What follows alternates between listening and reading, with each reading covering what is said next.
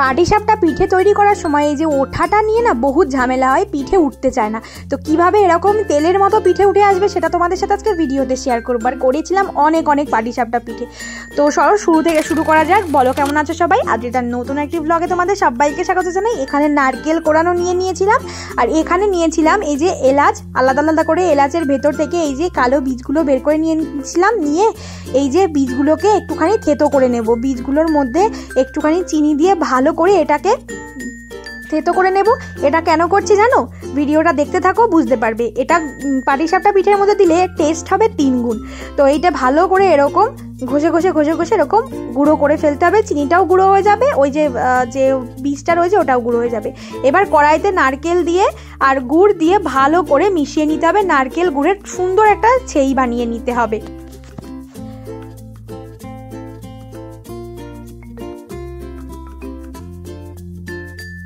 তো নারকেলটা একটু গলে গেলে আমি এখানে সামান্য একটু দুধ দিয়ে দিলাম। দিয়ে ভালো করে নেড়েচেড়ে নেব। নারকেলের সাথে দুধের সাথে ভালো পরিমাণের একটা ছেই বানিয়ে নিতে হবে। পাটিসাপটা পিঠেতে এই ছেইটাতে কিন্তু খুব টেস্টটা গ্রো করে। এখানে যত বেশি মিষ্টি হবে পিঠেটা খেতেও তত টেস্ট হবে। দেখো আস্তে আস্তে যতটা সময় যাচ্ছে, যতটা নাড়া করছি, ততটা কিন্তু কালারটা চেঞ্জ হয়ে আসছে।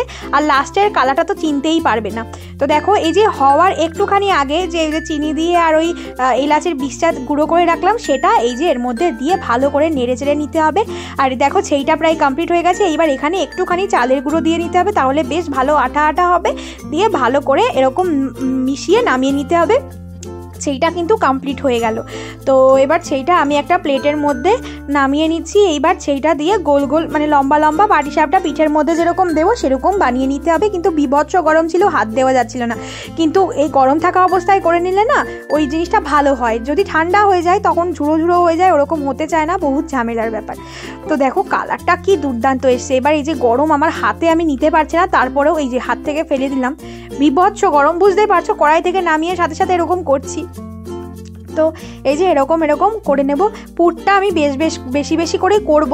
আর আমি কিন্তু পিঠেগুলো ছোট করে করি, বিকজ পিঠে বড় হয়ে থাকে, মাঝখানে একটুখানি ছেই খেতে একদমই ভালো লাগে না।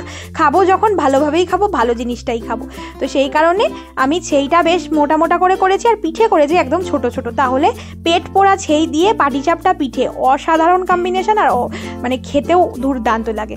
তো দেখো এই যে ফাইনালি সবগুলো করা কমপ্লিট হয়ে গেছে। আর এইবার এদিকে দুধটা জ্বালিয়ে নেব। দুধের মধ্যে দিয়ে পিঠেটার ওই যে গোলাটা করতে হবে। তো গোলাটা কিভাবে করছি বা সেটা তোমরা দেখে নাও। গোলাটাই কিন্তু ঠিকঠাক করে করতে হবে।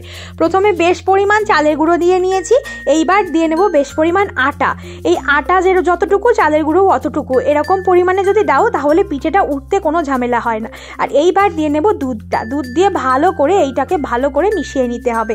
আর তারপরে মেশানো হয়ে গেলে দিয়ে দেবো এর মধ্যে গুড়। যতটা মিষ্টি করতে চাইবে সেই পরিমাণে গুড় দেবে। ভালো করে নিয়ে আমি মিশিয়ে নিচ্ছি খুব সুন্দর করে। তো ফাইনালি দেখো আমার মেশানো হয়ে গেছে। আর তারপরে দিয়ে দিয়েছিলাম একটুখানি চিনি। আর একটু চিনি দিলে স্বাদটা আর একটু ভালো হয়। গুড় চিনি দুটোই ইউজ করেছি। এইবার ভালো করে গোলাটা আবার মিশিয়ে নিলাম। দেখো গোলাটার থিকনেসটা কিন্তু ঠিক এরকম হয়েছে। আর এইবার আমি একটা বাটিতে নিয়েছিলাম ঘি। হ্যাঁ, এটা রিফাইন অয়েল দিয়েও করা যায়, কিন্তু ঘি দিয়ে করলে না তার স্বাদ হয় 3 গুণ বেশি। তো এই যে ফ্রাই প্যান নিয়েছি, আর এই যে অয়েল ব্রাশ দিয়ে ঘিটাকে আমি ভালো করে ব্রাশ করে নিচ্ছি। ভালো করে ঘিটাকে মাখিয়ে এইবার এর মধ্যে ওই যে গোলাটা লম্বা করে দিয়ে দিয়েছি। পিঠে তৈরি করার সময় যদি দেখো এরকম ছিদ্র হয়ে যাচ্ছে, তাহলেই বুঝবে যে তোমার পিঠেটা হচ্ছে। কারণ প্রতি কটা পিঠেতেই ছিদ্রটার ভাবটা না হলে না পিঠে হয় না। যেরকম ধরো চিতই পিঠে, পাটিসাপটা, এগুলোতে কিন্তু এরকম ছিদ্র হলেই পিঠেটা বোঝা যায় যে পারফেক্ট পিঠেটা হচ্ছে। তো এই যে এইবার ছেইটা দিয়ে দিয়েছি, পেট পোড়া ছেই। পুরো দেখতে পাচ্ছ পিঠেটা কত ছোট সাইজের হয়েছে, আর তার মধ্যে ওরকম ভরা একটা ছেই। তার মানে বুঝতেই পারছো এটা স্বাদ কতটা সুন্দর হয়েছে। আর আসলেই সত্যি স্বাদটা অন্যরকম হয়েছিল, খেতে খুবই সুন্দর হয়েছিল। এই যে দেওয়া হয়ে গেছে। এবার আরেকটুখানি করে ভেজে নিয়ে তুলে নিতে হবে। এরকম করে অনেকগুলো পিঠে করেছিলাম। কতগুলো করেছিলাম গুনিনি, কিন্তু এক থাল, পুরো বড় এক থালা, কাঁসার থালা ভরে গেছিলো পিঠেতে। তো চলো, হয়ে গেছে একটা পিঠে তৈরি। আর পিঠে বানানোর সময় এরকম পিঠে চটজলদি উঠে আসলে না মনটা খুব ভালো হয়ে যায়। এটা ছিল আমার ফার্স্ট পিঠে। তো তারপরে আবার ঘি ব্রাশ করে নিয়েছি, ঘি নিয়ে আবারও এরকম এই যে লম্বা করে দিয়ে দিলাম। আর লম্বা করে দেওয়ার পরে দেখো ছিদ্র ছিদ্র হয়ে যাচ্ছিলো, আর ছিদ্র ছিদ্র হওয়া মানেই কিন্তু পিঠেটা একদম পারফেক্টলি হচ্ছে। তো এইবার একটুখানি কুক হয়ে গেলে ওপর দিয়ে আবার নারকেল দিয়ে দিয়েছি, নারকেল দিয়ে আবারও এরকম করে তৈরি করে নিচ্ছি পিঠে। খুব সুন্দর হয়েছিল পিঠেটা।